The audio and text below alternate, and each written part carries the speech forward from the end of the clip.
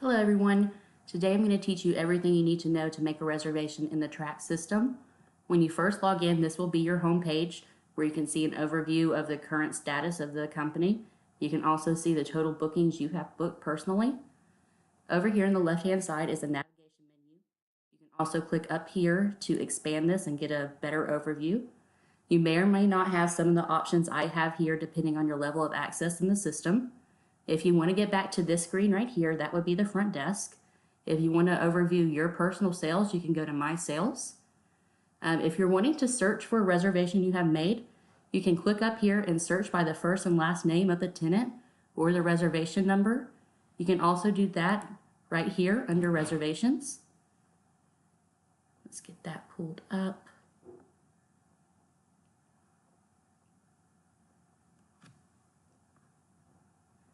All right, so you see up here, this filters it based on the current status of the reservation.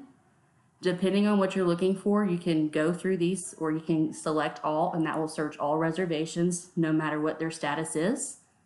And you want to click right here to search. You can search by cabin name, tenant first and last name, reservation number, and those are the three different types of ways you can search for a reservation.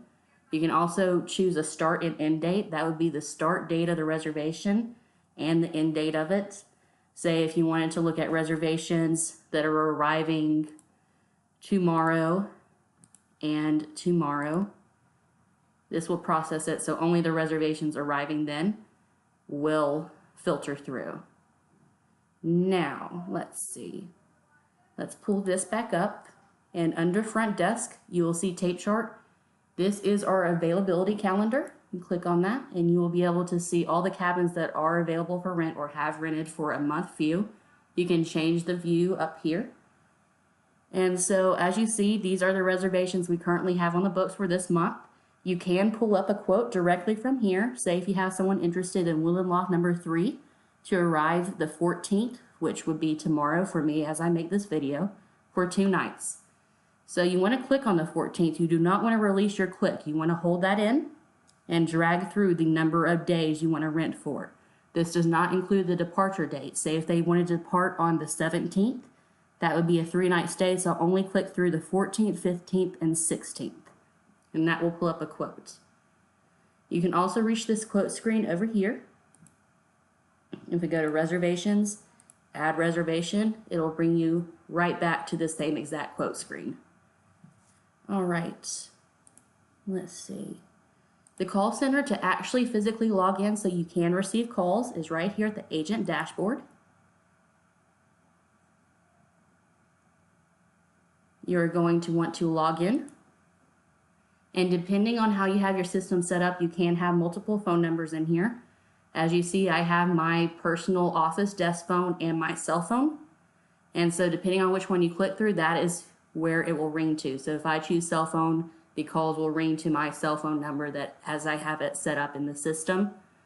The save disposition screen will still come up, which we will go over here shortly. And so you still have to be near a computer. You cannot take these calls while you are out and about because you still have to complete that save disposition for your phone line to open back up to receive a new call. All right, so we will go back over this here in a minute. And as far as inquiries go, in the call center, you can see voicemail. Under here, you'll be concerned with any voicemails labeled reservations. And also, under the CRM tab, if you click on that, you will see emails. And these will be all email inquiries requesting reservations for cabins. And you can also see any open leads you have for a reservation, which we will also go over here shortly. Currently, I have no leads because we are still new in the system. All right, now we're going to go more into a descriptive understanding of the tape chart itself. All right, so let's go ahead and take a look at the tape chart again. From here, you can look at availability, say if someone was looking for February, or let's go further out. Let's look at July. Let's go even farther than that. November, that would be a slower season for us to look at. So let's go ahead and filter. As you can see we do not have many reservations on the books because this is about a year in advance for us. And so I have a guest who is interested booking Watershed 7 for the 19th through the 22nd. That would be a departure of the 22nd. So let's see. Go ahead and click on the 19th and only go through the 21st since the 22nd is the departure date. So we'll click on that and that will bring up a quote here. That is one way you are able to look at the availability and check and see what cabins are available for requested dates. Another way to do that, which I personally think would be much easier, if you go back over here to reservations, add reservation. So let's see, they were interested in,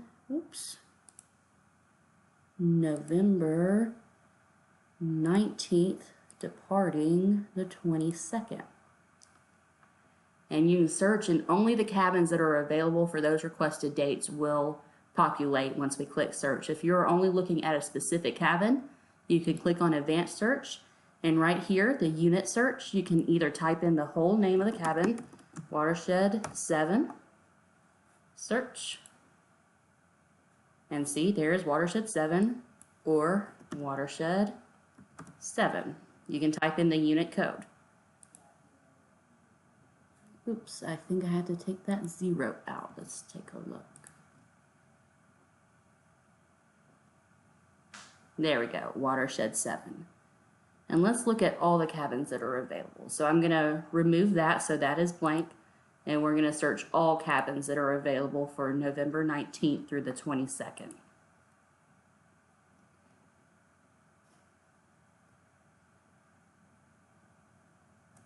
Sometimes track will take a long time to load.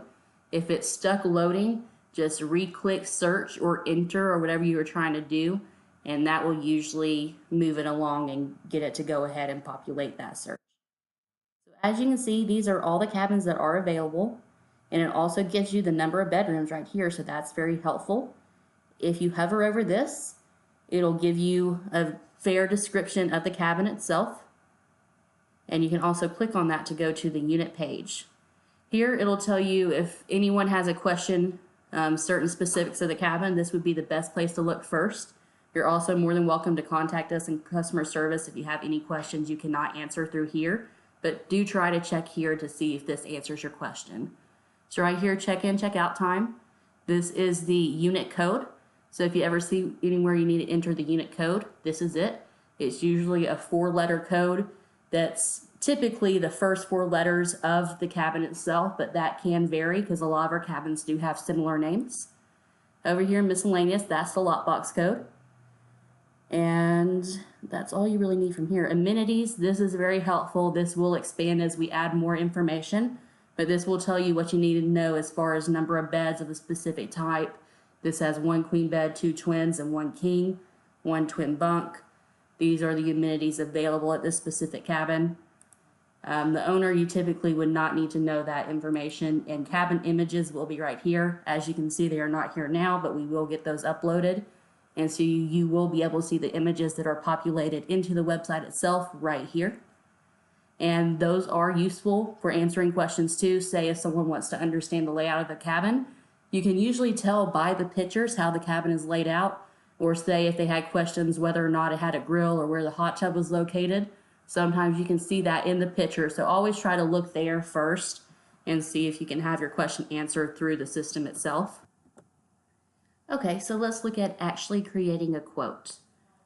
So we were interested in Watershed 7 for these nights. So let's go ahead and find Watershed 7. As you notice, anything that's located on the Watershed Resort is up at the very top. So look there first. They have a period in front of them, which makes them pull up at the top. So anything on the resort is the tree houses, the watersheds, and the woodland lofts. And then it begins with the other cabins that are located on watershedcabins.com or smcabins.com. All right, so Watershed 7. As before, you hold your click and drag it through the number of nights you're interested in. If you let it go prematurely, that's fine. It'll still populate this quote. But you can click and drag again to cancel out the days you weren't interested in. Say I only went through 2 by accident. You can click back right here. Let's get rid of them and then go back through the 3. All right, you can also